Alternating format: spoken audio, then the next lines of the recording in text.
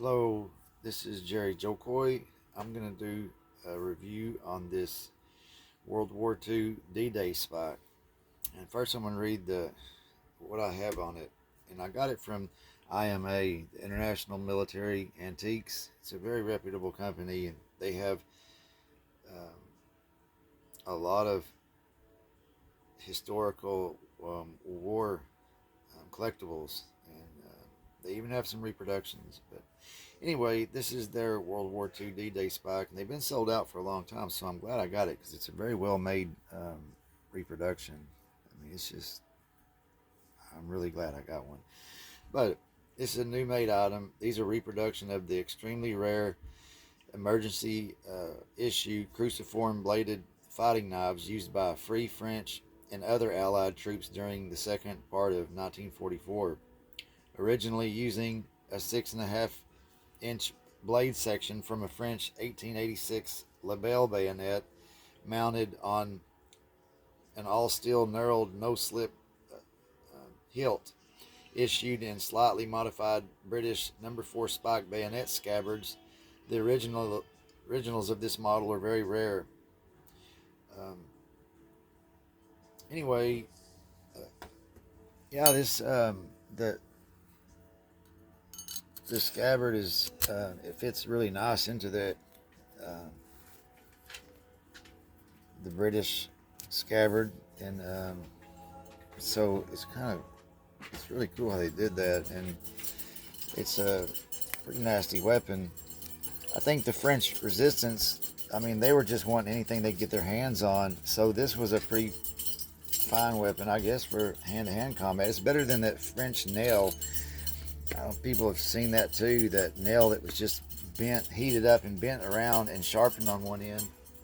Um, that was a pretty crude weapon. I would hate to have to fight for my life with that, but this is something that's really pretty nasty. You can see that that's a really, I mean, this thing, that's a fierce weapon. That's going to get to vitals. That's going to get the fight over pretty quick, especially if the enemy doesn't know it's coming. It's going to be over before it started. You know, I'd rather have this than one of those nails. You know, that looks like it would be hard to even penetrate human flesh. This, on the other hand, is a pretty nasty weapon. I mean, it's a, I don't know what the length is, but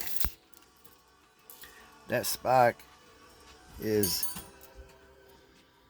6.5 inches long. So yeah, that's going to get to, and yeah, that's just not something that I want to be poked with.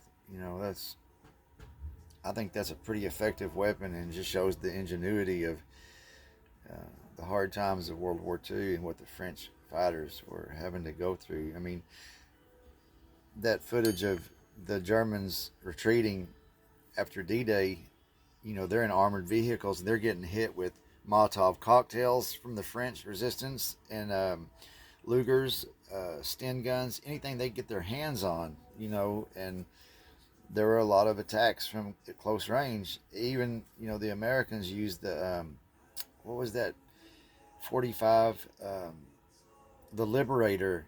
They dropped them over there in Europe, and they were made just for a few dollars. Now they go for, I mean, close to 1,000 if you can find them.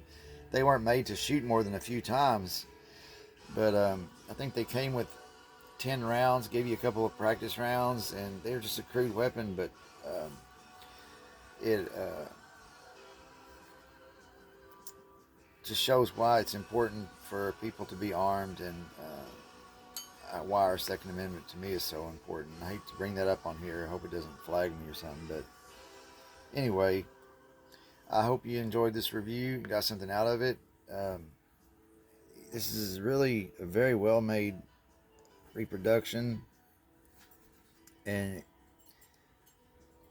I'm really glad I got it. You can see that they really put some work into this to make it accurate, and same thing with the scabbard is, very accurate and well made, and it fits great in there. I had to mark it because one side it fits a lot better, and it just, you know, it really does hold it in, and then the other way it just kind of slides out. So I don't know. Yeah, pretty cool weapon. I hope you enjoyed the video. I appreciate your support, subscriptions, and your thumbs up. It means a lot. So if you have any questions or any comments, leave them down below. And thanks a lot. Bye.